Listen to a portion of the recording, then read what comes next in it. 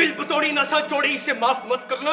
इसने चक्कियां काट काट के मेरा हश्र कर दिया, मुझे बर्बाद कर दिया, पागल बना दिया। ठीक है, अब तेरी जान मेरे कब्जे में है।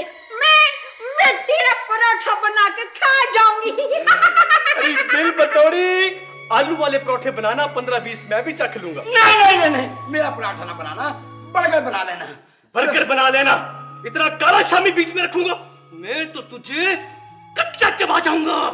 मेरे आका, अंकल आदम को, मैं आपका गुलाम हूँ। मैं काम बताओ मैं क्या करूँ, मैं किसको खाऊं? मैं काम बताओ मैं क्या करूँ, मैं आराम से खड़ा होगा तो काम बताऊंगा ना। वो उम्र यार का बच्चा नस्तूर के लॉकेट के साथ मेरा हीरा भी उड़ा कर ले गया है। तुम फौरी तौर पर वो हीरा लेकर आओ और मेरे पास पहुंचो, जाओ।